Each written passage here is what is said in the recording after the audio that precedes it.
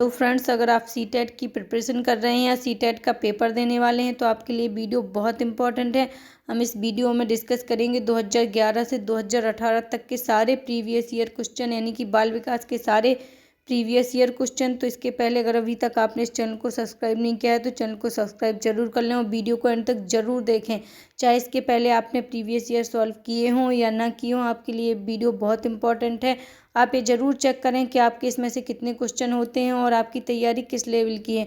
और आप जितनी बार प्रीवियस ईयर ज़्यादा से ज़्यादा टाइम सॉल्व करते हैं, आपकी तैयारी उतनी स्ट्रांग होती है। तो चलिए स्टार्ट करते हैं फर्स्ट क्वेश्चन से। पहला क्वेश्चन, ये पेपर कौन सा है तो दिसंबर 2018 का, इसी से स्टार्ट करते हैं। तो फर्स्ट क्वेश्चन क्या है? पहला क्वेश्चन पूछा जा रहा है, निम्नलिखित में से कौन सा शिक्षक की भूमिका का सबसे अच्छा वर्णन करता है। तो इसके ऑप्शन है, ऑप्शन नंबर पहला क्या है? आरंभ के लिए जगह बनाना जहां बच्चे संवाद और पूछताछ के माध्यम से सीखते हैं। ऑप्शन सेकंड क्या है? कक्षा में शिक्षक की सबसे महत्वपूर्ण भूमिका अनुशासन को बनाए रखना। ऑप्शन थर्ड क्या है? एक शिक्षक को निर्धारित पाठ्य पुस्तक का पालन करना चाहिए। ऑप्शन फोर्थ क्या है? पाठ्यक्रम को समय पर पूरा करने के साथ साथ दोहराने के लिए पर्याप्त समय देना महत्वपूर्ण है। तो इसका राइट आंसर क्या हो जाएगा? इसका राइट आंसर होगा ऑप्शन नंबर फर्स्ट। पहले में क्या बताया जा रहा है? आराम के लिए जगह बनाना जहां बच्चे संवाद और पूछताछ के माध्यम से सीखते हैं। तो ये बहुत इंपॉर्टेंट है, आपने एनसीएफ पढ़ा होगा। सबसे ज़्यादा इंपॉर्टेंट हमें किसको देनी चाहिए? तो टीचर को सबसे ज़्यादा इंपॉर्टेंट एक बच्चे को देनी चाहिए। तो स्कूल या विद्यालय में शिक्षक की सबसे अच्छी भूमिका क्या होनी चाहिए कि उसको बच्चों को कंफर्ट फील करवाना चाहिए, यानी कि ऐसा माहौल बनाना चाहिए जहाँ बच्चे संवाद, यानी कि एक दूसरे से कम्युनिकेशन कर सकें, एक दूसरे से डिस्कशन कर सकें और उसके माध्यम से सीख सकें। तो ये सबसे अच्छा राइट आंसर क्या हो जाएगा? ऑप्शन नंबर फर्स्ट होगा। अगला क्वेश्चन देख लेते हैं। नेक्स्ट क्वेश्चन क्या है? सेकंड नंबर क्वेश्चन क्या है? निम्नलिखित में से कौन सी कक्षा समृद्ध शिक्षा को प्रोत्साहन करती है? तो इसके ऑप्शन देख लेते हैं। ऑप्शन नंबर फर्स्ट क्या है? पाठ्य पुस्तक सामग्री द्वारा संचालित, संरचित और योजनाबद्ध अधिगम वाली कक्षा। ऑप्शन सेकंड क्या हुआ? कक्षा जिसमें प्रदर्शित विभिन्न प्रकार की सामग्री बच्चों की पहुंच से परे हो ताकि सामग्री लंबे समय तक चलती रहे। ऑप्शन थर्ड क्या हुआ? कक्षा जिसमें खुली गतिविधि कोने में हो और विभिन्न प्रकार के वाल सहित खुली अलमारी शेल्फ में रखे हों जो दिन के किसी भी समय प्राप्त किए जा सकें। और ऑप्शन फोर्थ में क्या? अलमारी में अच्छी तरह संगठित सामग्री वाली कक्षा जहां सामग्री को सप्ताह में एक बार मुफ्त खेल के लिए बाहर लाया जाता हो। तो इसमें से राइट आंसर क्या हो जाएगा? आपको ये बताना है। तो इसका राइट आंसर क्या होगा? ऑप्शन नंबर थर्ड होगा। थर्ड में क्या बताया जा रहा है? वह कक्षा जिसमें खुली गतिविधि कोने में हो और विभिन्न प्रकार के बाल सहित खुली अलमारी यानी सेल्फ में रखे हों जो दिन के किसी भी समय प्राप्त किए जा सकें। ये सबसे अच्छा होगा, क्योंकि अगर आपके कक्ष का ऐसा वातावरण है जहाँ पर बच्चों के लिए कोई भी एक्टिविटी करने के लिए उनको छूट हो, या फिर कोई भी उनके साहित्य रिलेटेड या किसी भी स्टडी रिलेटेड सामग्री उनकी पहुंच के अंदर हो, यानी कि ऐसी हो कि बच्चे उसको प्राप्त कर सकें और किसी भी समय, जिस समय बच्चे का जिस भी साहित्य, जिस भी बुक को पढ़ने का मन हो, वो उस समय उसको ले सके, तो वो सबसे अच्छी कक्षा मानी जाएगी या सबसे समृद्धशाली क्लासरूम माना जाएगा। तो इसका राइट आंसर क्या हो जाएगा? ऑप्शन नंबर थर्ड होगा। नेक्स्ट क्वेश्चन देख लेते हैं। क्वेश्चन नंबर तीसरा क्या है? निम्नलिखित में से कौन सा कक्षा के में पाठ्य पुस्तकों की भूमिका का सबसे अच्छा वर्णन करता है? तो आपको बताना है कि कक्षा में पाठ्य पुस्तकों की भूमिका का सबसे अच्छा वर्णन कौन सा ऑप्शन करता है। तो इसके ऑप्शन है, ऑप्शन नंबर फर्स्ट क्या है? वे संसाधन रहित संदर्भों में सबसे आवश्यक अधिगम संसाधन बनाती हैं। और सेकंड क्या है? वे कक्षा में उपलब्ध संसाधन और संदर्भ सामग्री में से एक है। नेक्स्ट देख लेते हैं। थर्ड ऑप्शन क्या है? वे एक राज्य या राष्ट्र के अधिगम में एक रूपता बनाए रखती हैं। और ऑप्शन फोर्थ क्या है? वे अध्ययन के पाठ्यक्रम के बारे में शिक्षकों और माता पिता को मार्गदर्शन प्रदान करती हैं। तो आपको बताना है कि इसमें से सही आंसर क्या हो जाएगा। तो देखते हैं पहले तो इसका राइट आंसर क्या हो जाएगा? ऑप्शन नंबर फर्स्ट होगा। पहले में क्या बताया जा रहा है? वे संसाधन रहित संदर्भ में सबसे आवश्यक अधिगम संसाधन बनाती है, यानी कि पाठ्य पुस्तकों की क्लासरूम में क्या भूमिका होती है आपकी बुक्स की। तो बुक्स क्या होती हैं? संसाधन रहित संदर्भ में आवश्यक अधिगम संसाधन बनाती हैं। तो अगर जहाँ पर संसाधन नहीं है वहाँ पर भी पुस्तकों की बहुत इंपॉर्टेंस होती है। वो क्या करती हैं? संसाधन बनती हैं, बच्चों का एक माध्यम बनती हैं जिनके माध्यम से सीख सकें। तो पुस्तकें, अगर आप छोटी प्राथमिक स्तर की बात करें तो प्राथमिक स्तर पर यानी कि प्राइमरी लेवल में पुस्तकें किस प्रकार की होनी चाहिए? तो रंगीन और बड़े बड़े अक्षरों वाले, यानी कि मोटे अक्षरों वाले प्रिंटेड होने चाहिए और रंगीन चित्र वाली पुस्तकें होनी चाहिए जो बच्चों को पढ़ने में रुचिकर लगें। तो इसका राइट आंसर क्या हो जाएगा? ऑप्शन नंबर फर्स्ट होगा। नेक्स्ट क्वेश्चन देखते हैं। अगला क्वेश्चन क्या है? राष्ट्रीय पाठ्यचर्या फ्रेमवर्क 2005 ने अपनी समझ डैश डैश से प्राप्त की है। तो इसके ऑप्शन है, ऑप्शन ए क्या है संज्ञानात्मक सिद्धांत, ऑप्शन सेकंड क्या है मानवतावाद, ऑप्शन थर्ड क्या है व्यवहारवाद और ऑप्शन फोर्थ क्या है रचनावाद। तो इसका राइट आंसर क्या हो जाएगा, ऑप्शन नंबर 4 होगा। राष्ट्रीय पाठ्यचर्या फ्रेमवर्क 2005 ने अपनी समझ किससे प्राप्त की है, तो रचनावाद से प्राप्त की है। रचनावाद एक अवलोकन और वैज्ञानिक सिद्धांत है जो क्या बताता है, जो बताता है कि बच्चों को अधिगम यानी कि सीखने की प्रक्रिया किस प्रकार से होती है और स्पष्ट करता है कि लोग वस्तु या पर्यावरण का अनुभव करके या अनुभवों पर प्रतिबिंब करके दुनिया के संबंध में अपनी समझ और ज्ञान को कैसे बनाते हैं। तो राष्ट्रीय पाठ्यचर्या फ्रेमवर्क 2005 ने अपनी समझ कहाँ से प्राप्त की, तो रचनावाद से प्राप्त की है। तो इसका राइट आंसर क्या हो जाएगा, ऑप्शन नंबर 4 होगा। नेक्स्ट क्वेश्चन देख लेते हैं। अगला क्वेश्चन क्या है, कक्षा में बच्चों को प्रेरित समझा जा सकता है यदि। आप बच्चे को कब प्रेरित समझेंगे कि बच्चा मोटिवेट होकर पढ़ रहा है, तो आपको ये बताना है। तो इसके ऑप्शन है, ऑप्शन नंबर पहला क्या है वे शिक्षक से स्पष्टीकरण प्राप्त करने के लिए प्रश्न पूछते हैं, ऑप्शन सेकंड क्या है वे अच्छी तरह से वर्दी पहने स्कूल में आते हैं, ऑप्शन थर्ड क्या है वे कक्षा में अनुशासन बनाए रखते हैं और ऑप्शन फोर्थ क्या है वे सभी उपस्थिति में नियमित हैं। तो इसका राइट आंसर क्या हो जाएगा कि कब आप समझेंगे कि बच्चा मोटिवेट होकर पढ़ रहा है, तो इसका राइट आंसर होगा ऑप्शन नंबर फर्स्ट में क्या बताया जा रहा है वे शिक्षक से स्पष्टीकरण प्राप्त करने के लिए प्रश्न पूछते हैं। तो समझा जाता है कि बच्चा मोटिवेट होकर पढ़ रहा है या बच्चे को कुछ समझ में आ रहा है, इसलिए वो क्या कर रहा है अपने टीचर से और क्वेश्चन पूछने के लिए उत्सुक है। ऑप्शन सेकंड में क्या था वे अच्छी तरह से वर्दी पहने स्कूल आते हैं, बिल्कुल गलत हो जाएगा। कोई बच्चा वर्दी यानी कि ड्रेस पूरी फुल यूनिफॉर्म में है, टिप टॉप में है, लेकिन उसको आ कुछ नहीं रहा है, बोल ही नहीं रहा है, तो ये बच्चा क्या मोटिवेट समझा जाएगा, नहीं समझा जाएगा। थर्ड में क्या है वे कक्षा में अनुशासन बनाए रखते, बच्चा अनुशासन पूर्ण अनुशासित है, बोल ही नहीं रहा है, बिल्कुल शांत बैठा है, तो क्या आप उसको मोटिवेट समझेंगे, आप समझेंगे कि बच्चा ने कुछ सीखा है। बच्चे को सीखते हैं तो वो आगे बढ़ने के लिए क्वेश्चन पूछते हैं टीचर से, तो ये भी गलत हो जाए। फोर्थ में क्या था वे सभी उपस्थिति में नियमित थे, यानी कि बच्चा रेगुलर स्कूल आता है, तो आप समझेंगे कि बच्चा प्रेरित है या मोटिवेट है, तो ये भी गलत हो जाएगा। कब समझेंगे कि बच्चा मोटिवेट है, हम तब समझेंगे जब बच्चा टीचर से स्पष्टीकरण यानी कि जो भी टीचर ने पढ़ाया है, जो भी सिखाया है उसको और स्पष्टीकरण यानी कि क्लैरिफिकेशन चाहता है, उससे आगे समझने के लिए प्रश्न पूछ रहा है, तो हम क्या समझेंगे कि बच्चा मोटिवेट है। बच्चे ने कुछ समझा है इसलिए वो क्या कर रहा है और क्वेश्चन पूछ रहा है उसी से रिलेटेड, तो इसका राइट आंसर हो जाएगा ऑप्शन नंबर फर्स्ट होगा। अगला क्वेश्चन देख लेते हैं। नेक्स्ट क्वेश्चन क्या है, 6 नंबर का क्वेश्चन देखते हैं। अगला क्वेश्चन क्या है, निम्नलिखित में से कौन सा बच्चों में अधिगम में सुधार करने के लिए सबसे अधिक उपयुक्त है। तो अधिगम में यानी कि बच्चे का आप अधिगम सुधारना चाहते हैं, उसकी लर्निंग स्किल्स को सुधारना चाहते हैं, तो सबसे अच्छा तरीका क्या होगा, तो इसके ऑप्शन देख लेते हैं। ऑप्शन नंबर फर्स्ट क्या है, शिक्षक को वास्तविक जीवन स्थितियों पर बच्चों को एक दूसरे के साथ बातचीत करने में मदद करनी चाहिए। सेकंड में क्या बताया जा रहा है, नियमित मूल्यांकन परीक्षा आयोजित की जानी चाहिए। और थर्ड में क्या बताया जा रहा है, शिक्षक को विभिन्न उदाहरणों और चित्रों का उपयोग करके विषय की व्याख्या करनी चाहिए। और फोर्थ में क्या बताया जा रहा है, कक्षा में सभी प्रकार की शिक्षण सामग्री होनी चाहिए। तो इसका राइट आंसर क्या हो जाएगा, इसमें पूछा क्या गया था, पूछा गया था कि बच्चों के अधिगम में सुधार करने के लिए सबसे अच्छा तरीका क्या होगा, तो इसका राइट आंसर क्या हो जाएगा, ऑप्शन नंबर फर्स्ट होगा। पहले में क्या बताया जा रहा है, शिक्षक को वास्तविक जीवन, अगर आपने एनसीएफ पढ़ा होगा तो उसमें बताया गया है कि बच्चों को आपका रियल लाइफ से रिलेट करके चीज़ों को सिखाएं। तो शिक्षक को वास्तविक जीवन स्थितियों पर बच्चों को एक दूसरे के साथ बातचीत करने में मदद करनी चाहिए, यानी कि रियल लाइफ से रिलेट करके उनको डिस्कशन करने के लिए मोटिवेट करना चाहिए या टीचर को आगे हेल्प करनी चाहिए उनकी। तो सही आंसर क्या हो जाएगा, ऑप्शन नंबर फर्स्ट होगा।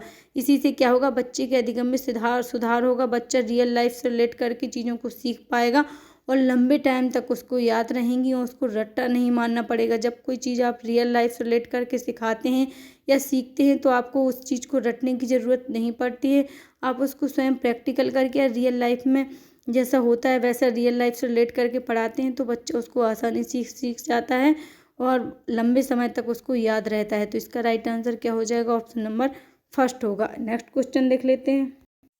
अगला क्वेश्चन है 7वां, तो देखते हैं क्या पूछा जा रहा है इसमें। अनुशासन जो अधिगम वातावरण में एक महत्वपूर्ण भूमिका निभाता है किस तरह की मदद करता है, तो इसके ऑप्शन देख लेते हैं। ऑप्शन नंबर फर्स्ट क्या है, बच्चों को उनके पाठ रट कर याद करने में। ऑप्शन सेकंड क्या है, बच्चों को अपनी शिक्षा को विनियमित और मॉनिटर करने के लिए। ऑप्शन थर्ड क्या है, चुप्पी साधे रहने के लिए। ऑप्शन फोर्थ क्या है, शिक्षकों को निर्देश देने में। तो इसका राइट आंसर क्या हो जाएगा, तो इसका राइट आंसर होगा ऑप्शन नंबर सेकंड। सेकंड में क्या बताया जा रहा है, बच्चों को अपनी शिक्षा को विनियमित और मॉनिटर करने के लिए। तो क्वेश्चन में क्या पूछा गया था, अनुशासन को अधिगम वातावरण में एक महत्वपूर्ण भूमिका निभाता है किस तरह की मदद करते हैं, यानी कि अनुशासन अधिगम वातावरण में किस तरह की भूमिका निभाता है, बच्चे के लर्निंग प्रोसेस में किस प्रकार से उसकी हेल्प करता है।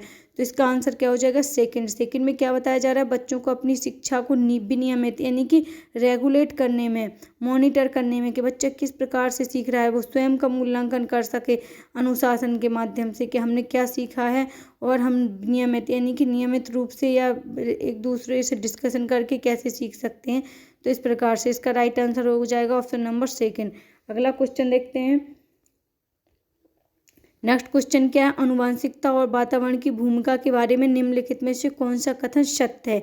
तो इसके ऑप्शन से ऑप्शन नंबर पहला क्या है? वातावरण केवल बच्चों के भाषा विकास में महत्वपूर्ण भूमिका निभाता है। ऑप्शन सेकंड क्या है? विकास के कुछ पहलू आनुवंशिकता और कुछ अन्य पर्यावरण से अधिक प्रभावित होते हैं। ऑप्शन थर्ड क्या है? सीखने और प्रदर्शन करने की एक बच्चे की क्षमता जीनों द्वारा पूरी तरह से निर्धारित की जाती है। ऑप्शन फोर्थ क्या है? अच्छी देखभाल और पौष्टिक आहार बच्चे के लिए किसी भी जन्मजात विकार को दूर कर सकता है। तो आपको बताना है कि इसका राइट आंसर क्या होगा आनुवंशिकता और वातावरण की भूमिका के बारे में, कि आनुवंशिकता और इन्वायरमेंट यानी कि हेरिडिटी और इन्वायरमेंट किस प्रकार से एक बच्चे के उसमें डेवलपमेंट में किस प्रकार की भूमिका निभाते हैं। तो इसका राइट आंसर क्या हो जाएगा? Option number second. सेकंड में क्या बताया जा रहा है? विकास के कुछ पहलू आनुवंशिकता से और कुछ अन्य वातावरण से अधिक प्रभावित होते हैं। जैसे कि कुछ पहलू आनुवंशिकता से उसकी बुद्धि तेज हो सकती हो, लेकिन अगर उसको सही वातावरण ना मिला तो उसकी बुद्धि शार्प है, तेज है, जल्दी सीख लेता है, लेकिन अब कभी उसको स्कूल जाने का मौका ही ना मिले तो क्या वो एक विद्वान बन पाएगा या अच्छा पढ़ लिख पाएगा आगे। तो इस प्रकार से आनुवंशिकता और वातावरण दोनों ही एक बच्चे के विकास में महत्वपूर्ण भूमिका निभाते हैं, उसको प्रभावित भी करते हैं। तो इसका राइट आंसर हो जाएगा ऑप्शन नंबर सेकंड। अगला क्वेश्चन देखते हैं। नेक्स्ट क्वेश्चन क्या है? तो 9वां क्वेश्चन देखते हैं। 9वें नंबर का क्वेश्चन क्या है? निम्नलिखित में से कौन सा कथन पियाजे के सिद्धांत के अनुसार कहा नहीं जा सकता है? तो इसके ऑप्शन से ऑप्शन नंबर पहला क्या है? बच्चे अपने पर्यावरण पर क्रिया करते हैं। ऑप्शन सेकंड क्या है? विकास गुणात्मक चरणों में होता है। ऑप्शन थर्ड क्या है? बच्चे अपनी दुनिया के बारे में ज्ञान का निर्माण और उपयोग करते हैं। और ऑप्शन फोर्थ क्या है? निरंतर अभ्यास से अधिगम होता है। तो आपको बताना है कि इसमें से कौन सा पियाजे के अनुसार नहीं कहा जा सकता है, या पियाजे का कथन नहीं है, पियाजे ने उसके बारे में कुछ नहीं कहा है। तो इसका राइट आंसर क्या हो जाएगा? ऑप्शन नंबर सेकंड होगा। सेकंड में क्या बताया गया? विकास गुणात्मक चरणों में होता है, पियाजे ने नहीं कहा है। बाकी ये तीनों पियाजे के सिद्धांत या उनके कथन से रिलेटेड कहीं ना कहीं है। फर्स्ट में क्या है? बच्चे अपने पर्यावरण पर क्रिया करते हैं। पियाजे ने कहा है कि बच्चे अपने वातावरण से स्वयं क्रिया करके सीखता है, और पियाजे ने बच्चे को क्या कहा है? एक नन्हा वैज्ञानिक भी कहा है। तो ये भी सही है। थर्ड में क्या बताया जा रहा है? बच्चे अपनी दुनिया के बारे में ज्ञान का निर्माण और उपयोग करते हैं। तो पियाजे ने बच्चे को एक नन्हा वैज्ञानिक कहा। उन्होंने कहा बच्चे अपनी दुनिया के बारे में स्वयं ज्ञान प्राप्त करते हैं, स्वयं ज्ञान का निर्माण स्वयं करते हैं। तो ये बिल्कुल सही है। और फोर्थ में क्या है? निरंतर अभ्यास से अधिगम होता है। तो ये भी बिल्कुल सही है, ये भी पियाजे से रिलेट करता है। तो कौन सा पियाजे से रिलेट नहीं करता है? तो ऑप्शन नंबर सेकंड होगा। अगला क्वेश्चन देख लेते हैं। नेक्स्ट क्वेश्चन क्या है? तो अगला क्वेश्चन है, निम्नलिखित में से कौन सी पूर्व संक्रियात्मक विचार की एक सीमा नहीं है? तो इसके ऑप्शन है ऑप्शन नंबर एक क्या है? अनुत्क्रमणीयता। ऑप्शन सेकंड क्या है? ध्यान केंद्रित करने की प्रवृत्ति। ऑप्शन थर्ड क्या है? प्रतीकात्मक विचार का विकास। और ऑप्शन फोर्थ क्या है? अहमान्यता। तो इसका राइट आंसर क्या हो जाएगा? ऑप्शन नंबर सेकंड होगा। सेकंड में क्या बताया जा रहा है? सेकंड में बताया जा रहा है ध्यान केंद्रित करने की प्रवृत्ति किसकी विशेषता नहीं है, एक सीमा नहीं है, यानी कि पूर्व संक्रियात्मक। तो पियाजे की अवस्थाएं हैं, पूर्व संक्रियात्मक अवस्था इनकी सेकंड अवस्था है, तो इसकी कौन सी सीमा नहीं है? तो इसका राइट आंसर क्या हो जाएगा? ध्यान केंद्रित करने की प्रवृत्ति। तो 2 से या 7 वर्ष की अवस्था पियाजे ने बताई है पूर्व संक्रियात्मक अवस्था। और इस अवस्था में क्या होता है? इस अवस्था में बालक स्वार्थी या स्वकेंद्रित होता है और दूसरों के संपर्क से ज्ञान अर्जित करता है। खेलकूद या चित्र निर्माण के माध्यम से, भाषा के माध्यम से वस्तुओं के संबंध में अपनी जानकारी प्राप्त करता है या जानकारी को बढ़ाता है। तो इस प्रकार से इसका राइट आंसर क्या हो जाएगा? ऑप्शन नंबर सेकंड होगा। यानी कि क्या है? ध्यान केंद्रित करने की प्रवृत्ति इसकी सीमा नहीं है, किसकी? पूर्व संक्रियात्मक विचार की, पूर्व संक्रियात्मक अवस्था ही बोल सकते हैं आप। नेक्स्ट क्वेश्चन देख लेते हैं। अगला क्वेश्चन क्या है? अगला क्वेश्चन पूछा जा रहा है, डैश डैश के अलावा निम्नलिखित कारणों से खेल युवा बच्चों के विकास में एक महत्वपूर्ण भूमिका निभाता है। तो इसके ऑप्शन से ऑप्शन नंबर पहला क्या है? वे नए कौशल हासिल करते हैं और सीखते हैं कि उन्हें कब उपयोग किया जाए। ऑप्शन सेकंड क्या है? वे अपने शरीर पर निपुणता प्राप्त करते हैं। ऑप्शन थर्ड क्या है? यह उनकी इंद्रियों को उत्तेजित करता है। और ऑप्शन फोर्थ क्या है? यह समय बिताने का एक सुखद तरीका है। तो आपको बताना है कि डैश डैश के अलावा निम्नलिखित कारणों से युवा बच्चों के विकास में एक महत्वपूर्ण भूमिका खेल युवा या बच्चों के विकास में एक महत्वपूर्ण भूमिका निभाता है। तो किस कारण से निभाता है? इसका राइट आंसर क्या हो जाएगा? इसका राइट आंसर हो जाएगा ऑप्शन नंबर फोर्थ। फोर्थ में क्या है कि इसके अलावा, तो यह समय बिताने का एक सुखद तरीका है। इसके अलावा निम्नलिखित कारणों से, यानी कि ये तीनों कारण हो सकते हैं कि खेल युवा बच्चों के विकास में एक महत्वपूर्ण भूमिका निभाता है। किसको छोड़कर? एक फोर्थ ऑप्शन को छोड़कर। फोर्थ में क्या है? समय बिताने का एक सुखद तरीका है। केवल खेल में बच्चे इसलिए नहीं खेलते हैं कि समय बिताने का सुखद तरीका है, इससे बच्चे का पूरा डेवलपमेंट होता है, चाहे वो मेंटल हो या फिजिकल हो। तो इसका राइट आंसर क्या हो जाएगा? फोर्थ हो जाएगा। यह नहीं है और बाकी ये तीन है। तीनों में क्या है? भी नए कौशल हासिल करते हैं, ये भी बिल्कुल सही है। जब बच्चा खेलता है तो नए कौशल हासिल करता है, सीखते हैं कि उन्हें कब और कैसे उपयोग किया जाए। ये भी बिल्कुल सही है कि बच्चा जब खेलने जाता है तो नए कौशलों को अर्जित करता है और ये भी सीखता है कि इन कौशलों का उपयोग कब और कैसे किया जा सकता है। सेकंड में क्या है? वे अपने शरीर पर निपुणता प्राप्त करते हैं, तो ये बिल्कुल सही है। बच्चे जब खेलते हैं तो उनका फिजिकल स्ट्रेंथ बढ़ती है और फिजिकल डेवलपमेंट होता है, तो ये बिल्कुल सही है। थर्ड में क्या है? यह उनकी इंद्रियों को उत्तेजित करता है, तो ये भी बिल्कुल सही है। जब बच्चे खेलते हैं तो उनमें अलग प्रकार की एनर्जी या ऊर्जा होती है, तो ये बिल्कुल सही है। इसमें से कौन सा सही नहीं है या इसके अलावा किसको नहीं इसमें रखा जा सकता है? तो फोर्थ को। तो आई होप इसका आप समझ गए होंगे। इसका राइट आंसर क्या होगा? Option number fourth. अगला क्वेश्चन देख लेते हैं। नेक्स्ट क्वेश्चन क्या है? अगला क्वेश्चन है, निम्नलिखित में से कौन सा प्रश्न बच्चों को गंभीर रूप से सोचने के लिए आमंत्रित करता है?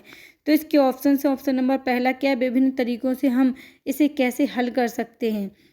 ये बच्चों को गंभीर रूप से सोचने के लिए मजबूर करेगा या आमंत्रित करेगा। सेकंड में क्या है? क्या आप इसका उत्तर जानते हैं?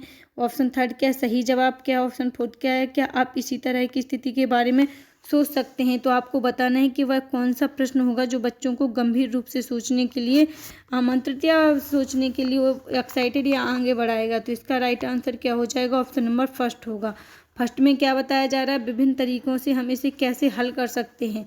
जब टीचर एक स्टूडेंट से कोई क्वेश्चन पूछता है या कोई सिचुएशन देता है और कहता है कि हम इसको विभिन्न तरीकों से कैसे हल कर सकते हैं, तो बच्चा क्या करता है? विभिन्न तरीकों के बारे में सोचता है या फिर बहुत ब्राइट वातावरण के बारे में सोचता है या विभिन्न तरीकों से सोचता है, तो उस प्रकार की सोच को अच्छा माना जा सकता है या फिर गंभीर रूप से सोचने के लिए मजबूर करता है। एक क्वेश्चन कौन सा? कि हम इस प्रश्न को किस प्रकार से विभिन्न तरीकों से और हल कर सकते हैं। तो इसका राइट आंसर हो जाएगा ऑप्शन नंबर फर्स्ट। अगला क्वेश्चन, नेक्स्ट क्वेश्चन क्या है? निम्नलिखित में से कौन सा विकल्प प्रगतिशील शिक्षा का सबसे अच्छा वर्णन करता है?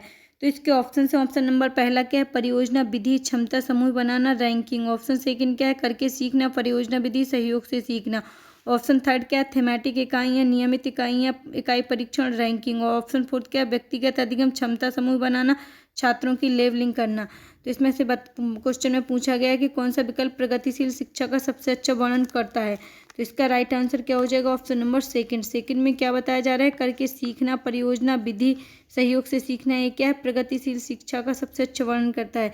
प्रगतिशील शिक्षा में जॉन डीबी ने क्या कहा है? बच्चों को एक खुले एनवायरनमेंट में रखा जाए, बच्चे लर्निंग बाय डूइंग यानी कि करके सीखें, एक प्रोजेक्ट के माध्यम से सीखें, और सहयोग यानी कि एक दूसरे से के सहयोग से सीखें।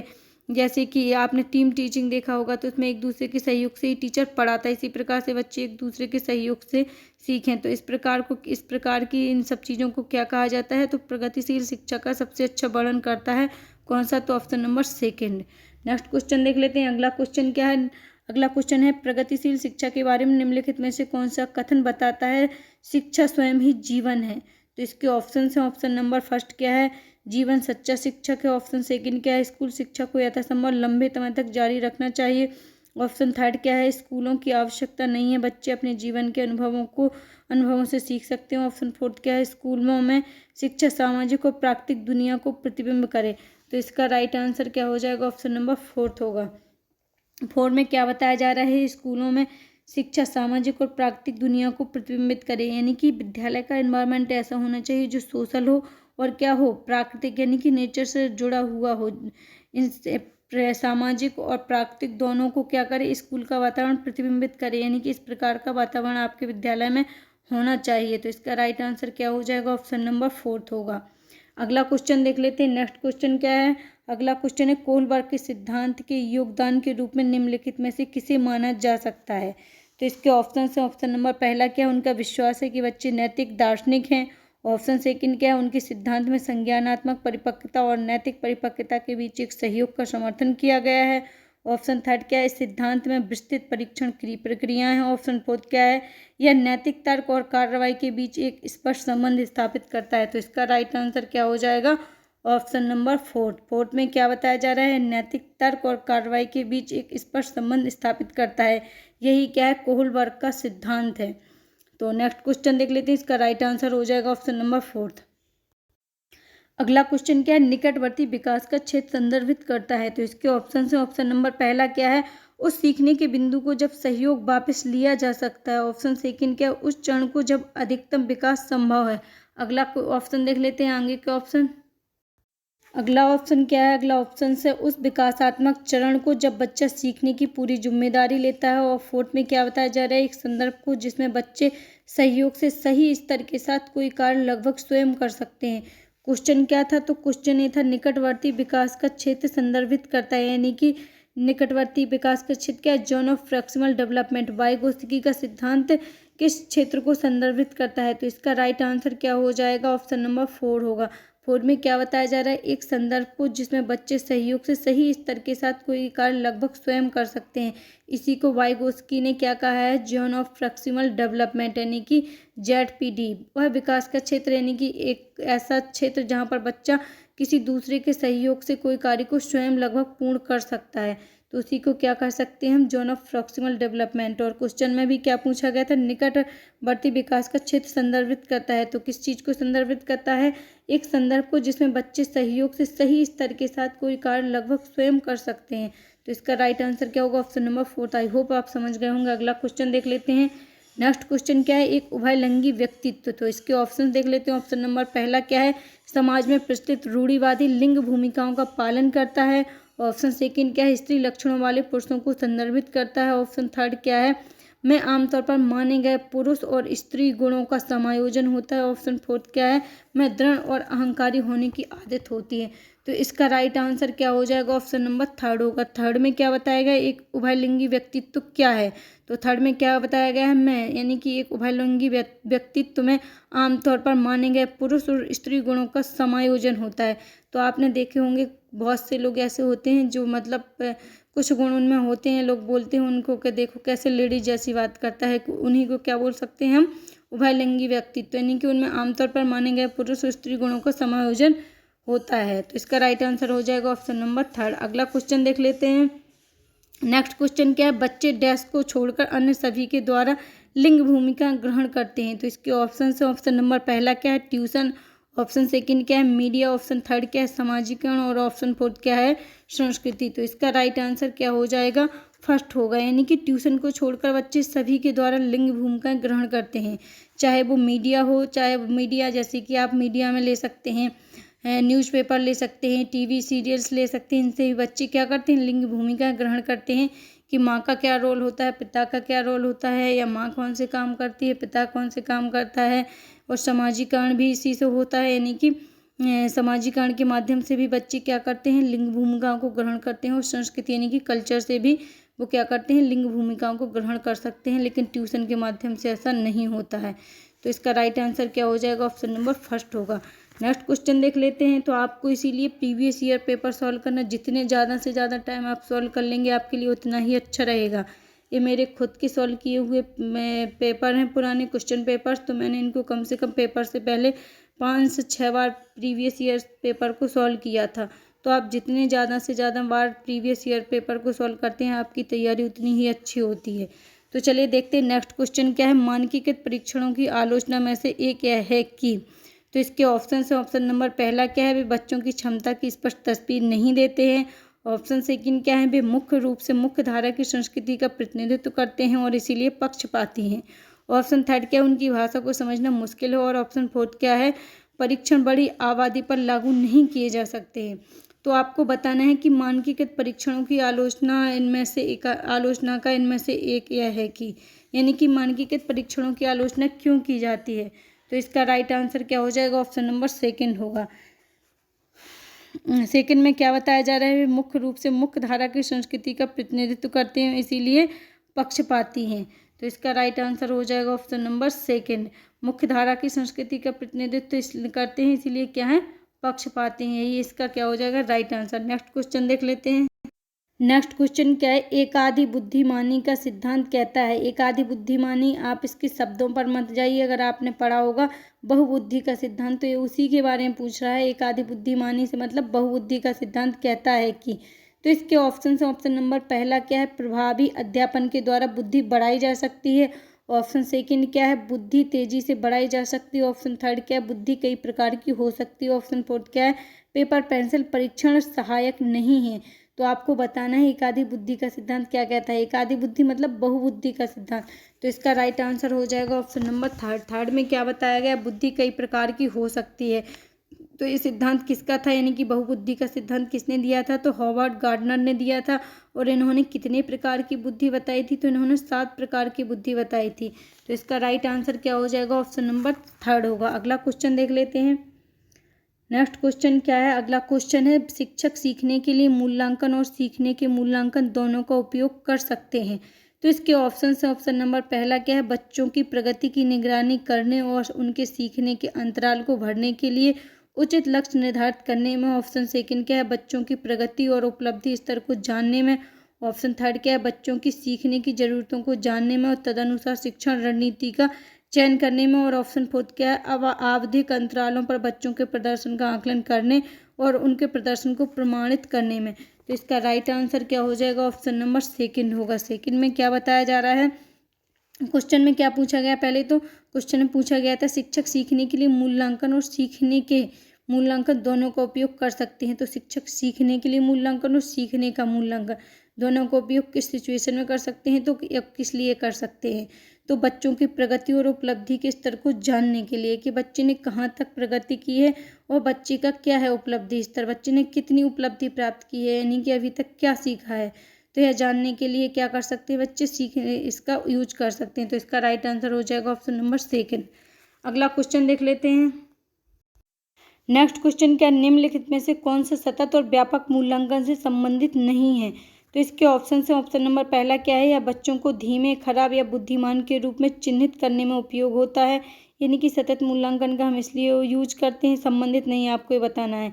ऑप्शन सेकंड क्या है, इसे भारत के शिक्षा के अधिकार अधिनियम द्वारा अनिवार्य किया गया है। ऑप्शन थर्ड क्या है, शिक्षण अधिगम प्रक्रिया का एक अभिन्न अंग है। और ऑप्शन फोर्थ क्या है, या विभिन्न शिक्षा क्षेत्रों में बच्चों की उपलब्धि पर केंद्रित है। तो इसका राइट आंसर क्या हो जाएगा, ऑप्शन नंबर सेकंड होगा।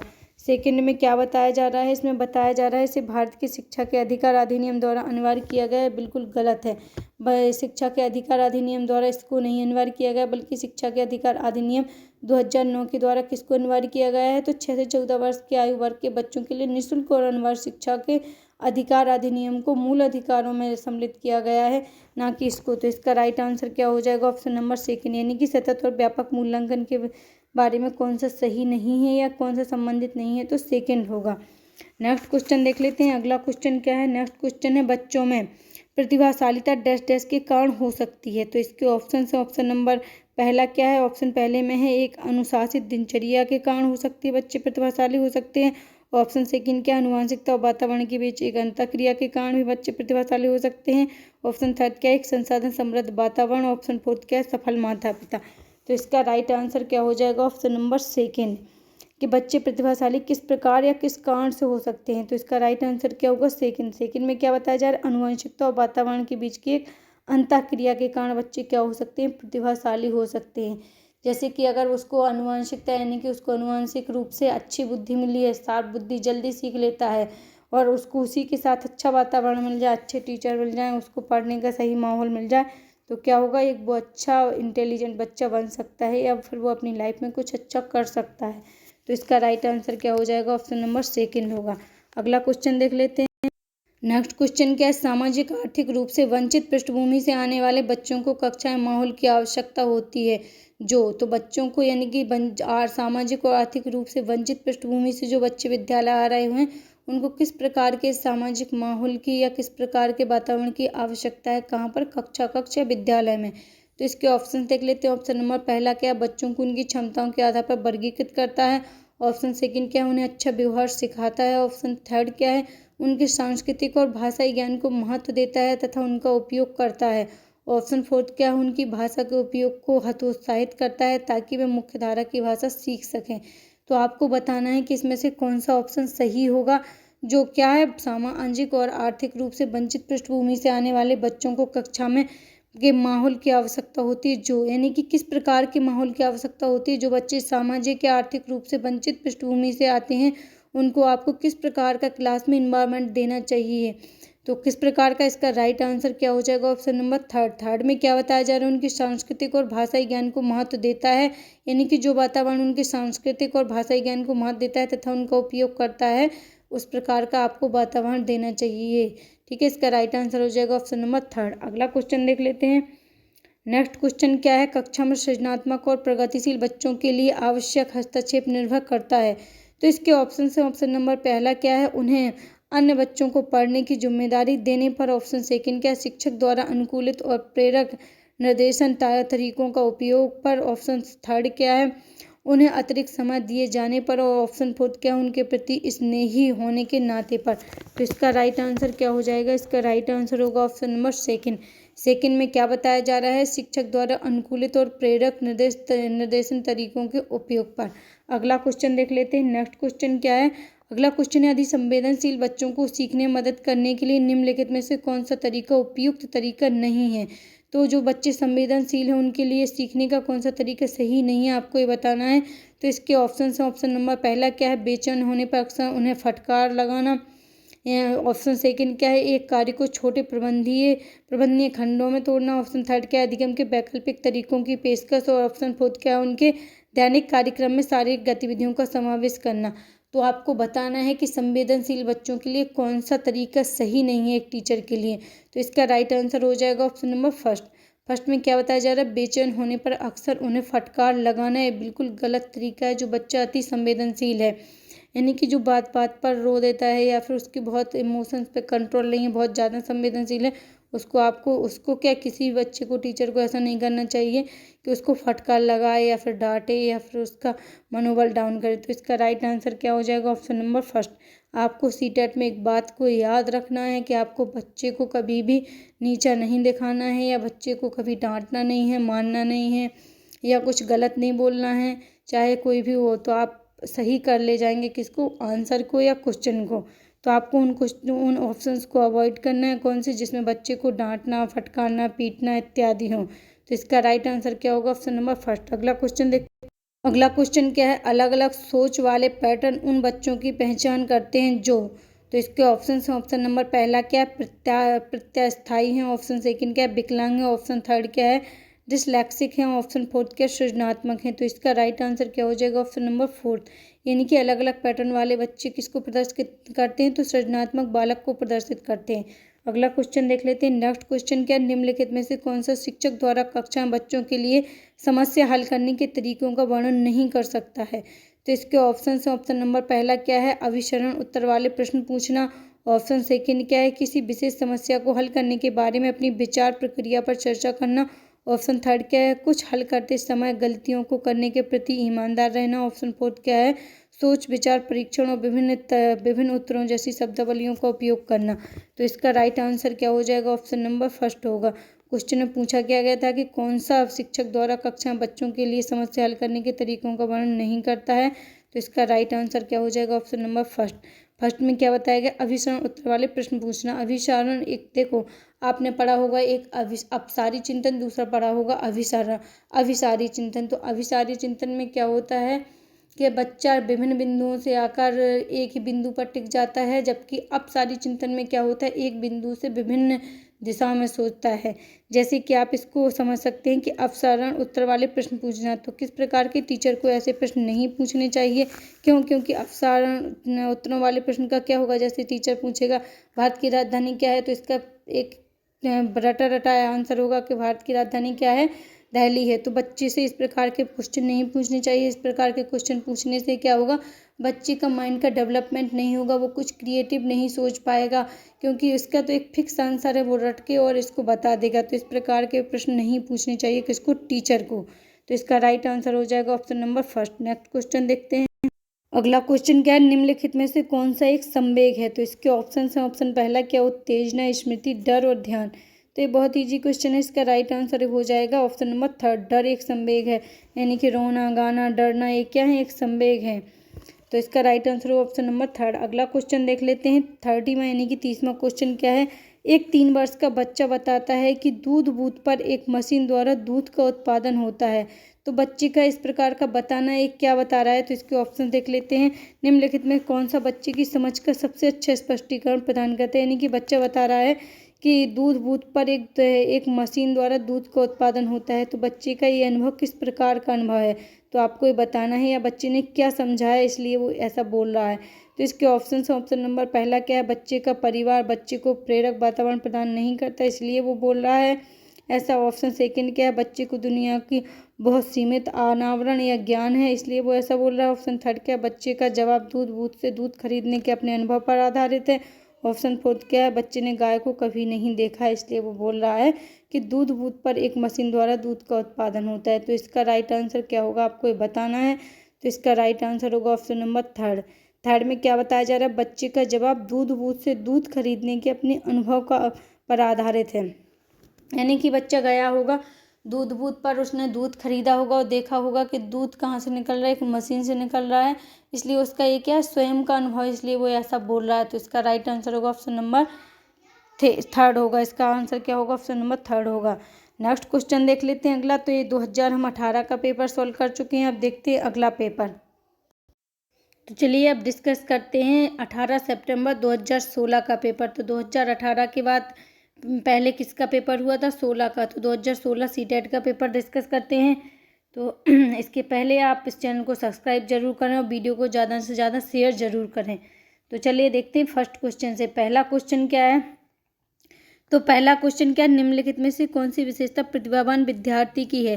तो इसके ऑप्शन से ऑप्शन नंबर पहला क्या है, यदि कक्षा की गतिविधियां अधिक चुनौतीपूर्ण नहीं होती तो वह कम प्रेरित अनुभव करता है और ऊब जाता है। ऑप्शन सेकंड क्या है, वह बहुत ही तुक मिजाज होता है। ऑप्शन थर्ड क्या है, वह रस्मी व्यवहार करता है जैसे हाथ थपथपाना, डोलना आदि। ऑप्शन फोर्थ क्या है, वह आक्रामक और कुंठित हो जाता है। तो आपको बताना है कि कौन सी विशेषता प्रतिभाशाली बालक की है। तो इसका राइट आंसर क्या हो जाएगा, इसका राइट आंसर होगा ऑप्शन नंबर फर्स्ट। पहले में क्या है, यदि कक्षा की गतिविधियां अधिक चुनौतीपूर्ण नहीं होती हैं तो वह कम प्रेरित अनुभव करता है और ऊब जाता है। तो ये क्या है, प्रतिभाशाली बालक की विशेषता है। अगला क्वेश्चन देख लेते हैं। नेक्स्ट क्वेश्चन क्या है, एक शिक्षिका अपनी प्राथमिक कक्षा में प्रभावी अधिगम को बढ़ा सकती है। तो एक शिक्षिका अपनी क्लास में किस प्रकार से प्रभावी या इफेक्टिव लर्निंग करवा सकती है, ये बताना है आपको। तो इसके ऑप्शंस हैं। ऑप्शन नंबर पहला क्या है, ड्रिल और अभ्यास के द्वारा। ऑप्शन सेकंड क्या है, अपने विद्यार्थियों में प्रतियोगिता को प्रोत्साहन देकर। ऑप्शन थर्ड क्या है, विषय वस्तु को विद्यार्थियों के जीवन के साथ संबंधित करके। और ऑप्शन फोर्थ क्या है, अधिगम में छोटी छोटी उपलब्धियों के लिए पुरस्कार देकर। तो इसका राइट आंसर क्या हो जाएगा, ऑप्शन नंबर थर्ड होगा। थर्ड में क्या बताया जा रहा है, तो इसमें बताया गया है विषय वस्तु को विद्यार्थियों के जीवन के साथ संबंधित करके एक टीचर या एक शिक्षिका अपने क्लासरूम में बच्चों को प्रभावी अधिगम करा सकती है या अधिगम को इफेक्टिव बना सकती है। तो अगर आपने एनसीएफ पढ़ा होगा तो आपने पढ़ा ही होगा कि बच्चे को कैसे पढ़ाना है हमको, तो रियल लाइफ से रिलेट करके पढ़ाना है या व्यवहारिक जीवन के अनुभवों को जोड़कर पढ़ाना है। अगला क्वेश्चन देख लेते हैं। अगला क्वेश्चन क्या है, तो अगला क्वेश्चन है बच्चे के बारे में निम्नलिखित कथनों में से कौन से सही हैं। तो आपको बताना है कौन से कथन बच्चों के बारे में सही हैं। तो इसके ऑप्शन ए में क्या बताया जा रहा है, बच्चे जानकारी के निष्क्रिय प्राप्त करते हैं। बी में क्या है, बच्चे समस्या समाधान करता है। सी में क्या है, बच्चे वैज्ञानिक शोध करते हैं। और डी में क्या है, बच्चे पर्यावरण के सक्रिय अन्वेषक हैं। तो आप इसके ऑप्शन देख सकते हैं। Option A B first second third और फोर्थ में बता दिए गए हैं। तो इसका राइट आंसर क्या हो जाएगा, ऑप्शन नंबर फर्स्ट होगा। फर्स्ट में क्या बताया जा रहा है, ए बी सी और डी सही है। तो बी में क्या है, बच्चे समस्या समाधान करते हैं, बिल्कुल सही है। बच्चे वैज्ञानिक शोध करता है, ये जीन प्याजे ने ही कहा है, बच्चे नन्हे वैज्ञानिक हैं। और ऑप्शन डी में क्या बताया जा रहा था, और डी में था बच्चे पर्यावरण के सक्रिय अन्वेषक हैं, ये भी किसने कहा, जीन प्याजे ने। तो ये सारी बातें किससे संबंधित हैं, तो बच्चों के बारे में बिल्कुल सही है। जबकि ए में क्या था, बच्चे जानकारी की निष्क्रिय प्राप्त करता है, तो ये बिल्कुल गलत है, बच्चे निष्क्रिय प्राप्त करता नहीं है। ये तीनों बिल्कुल सही हैं। तो इस प्रकार से इसका राइट आंसर क्या होगा, ऑप्शन नंबर फर्स्ट होगा, यानी कि बी सी और डी सही है। अगला क्वेश्चन देख लेते हैं। नेक्स्ट क्वेश्चन क्या है, तो अगला क्वेश्चन है विद्यार्थी में संप्रत्यात्मक विकास को प्रोत्साहन देने के लिए निम्नलिखित में से कौन सी विधि सबसे प्रभावी है।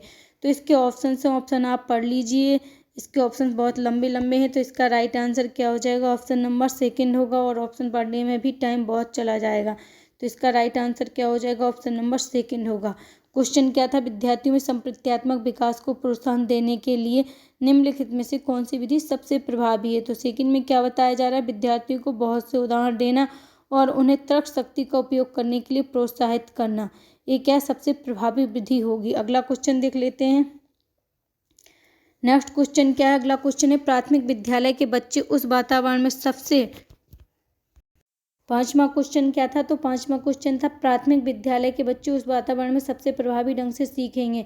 तो इसके ऑप्शन से ऑप्शन नंबर पहला क्या है? जहां शिक्षक एकाधिवादी है और स्पष्ट आदेश देता है कि क्या किया जाना चाहिए। ऑप्शन सेकंड क्या है? जहां मूल रूप से पढ़ने लिखने और गणित की संज्ञानात्मक कुशलताओं पर ही ध्यान केंद्रित होता है और बल दिया जाता है। ऑप्शन थर्ड क्या है? जहां शिक्षक सारे अधिगमों में आगे होता है और शिक्षार्थियों से निष्क्रिय रहने की अपेक्षा करता है। ऑप्शन फोर्थ क्या है? जहां उनकी संवेगात्मक आवश्यकताओं की पूर्ति होती है और वे अपने अनुभव करते हैं कि वे महत्वपूर्ण है। तो इसमें से बताना है कि प्राथमिक विद्यालय के बच्चे उस वातावरण में सबसे प्रभावी ढंग से सीखेंगे। तो आपको बताना है कि किस वातावरण में बच्चे सबसे अच्छे ढंग से सीखेंगे। तो इसका राइट आंसर हो जाएगा ऑप्शन नंबर फोर में क्या बताया जा रहा है? जहां उनकी संवेगात्मक आवश्यकताओं की पूर्ति होती हो और क्या होता है, वो वे अनुभव करते हो कि भी महत्वपूर्ण है या इम्पोर्टेंट है, उस वातावरण में क्या करते हैं बच्चे सबसे अच्छे तरीके से सीख सकते हैं। तो इसका राइट आंसर होगा ऑप्शन नंबर 4। अगला क्वेश्चन देखते हैं। नेक्स्ट क्वेश्चन क्या है? एक बच्चा खिड़की के सामने से एक कौवे को उड़ता हुआ देखता है और कहता है एक पक्षी। इससे बच्चे के विचार के बारे में क्या पता चलता है? तो इसके ऑप्शन देख लेते हैं। ए में क्या बताया जा रहा है? बच्चे की स्मृतियाँ पहले से भंडारित होती हैं, इसलिए वो ऐसा बोल रहा है। और बी में क्या है? बच्चे में पक्षी का प्रत्यय विकसित हो चुका है। और सी में क्या है? बच्चे ने अपने अनुभव बताने के लिए भाषा के कुछ उपकरणों का विकास कर लिया है। तो आपको बताना है कि इसमें से कौन सा ऑप्शन या आंसर राइट होगा। तो इसके ऑप्शन है, ऑप्शन ए में क्या है? बी और सी सही है। सेकंड में क्या है? ए बी और सी सही है। और थर्ड में क्या है? केवल बी सही है। और फोर्थ में क्या है? ए और बी सही है। तो आपको बताना है इसमें से कौन सा सही है। तो इसका राइट आंसर होगा ऑप्शन नंबर सेकंड में क्या है? ए बी और सी तीनों सही हैं, इसलिए बच्चे क्या कर रहा है? ये भी तीनों सही क्या है? बच्चे ने अपनी खिड़की के सामने से एक कौवे को उड़ता हुआ देखा और कहता है एक पक्षी। इससे बच्चे के विचार के बारे में क्या पता चलता है? तो पता चलता है कि बच्चे की स्मृतियाँ पहले से भंडारित हैं, यानी कि उसने कौवे को देखकर पता चला लिया, पक्षी बोला, तो इससे पता चलता है कि हाँ उसकी स्मृति का विकास हो चुका है या उसको याद है। और बी में क्या है? बच्चे ने पक्षी का प्रत्यय विकसित हो चुका है, यानी कि वो जान चुका है कि जो उड़ रहा है तो ये क्या है? पक्षी है। और सी में क्या है? बच्चे ने अपने अनुभव बताने के लिए भाषा, यानी कि वो भाषा का भी विकास हो चुका है, तभी वो क्या बोल रहा है? पक्षी। तो इसका राइट आंसर होगा ऑप्शन नंबर सेकंड। अगला क्वेश्चन देखते हैं। तो इस वीडियो में इतना ही डिस्कस करते हैं, क्योंकि इससे आगे डिस्कस करेंगे वीडियो बहुत लंबा हो जाएगा। इसके अगले वाले वीडियो में हम इसके आगे का पार्ट डिस्कस करेंगे, यानी कि आगे के क्वेश्चन डिस्कस करेंगे। तो अगर आपको ये वीडियो अच्छा लगा हो, पसंद आया हो, तो वीडियो को ज़्यादा से ज़्यादा शेयर करें, वीडियो को लाइक ज़रूर करें। और अभी तक अगर आपने चैनल को सब्सक्राइब नहीं किया है तो सब्सक्राइब ज़रूर कर लें। Thank you.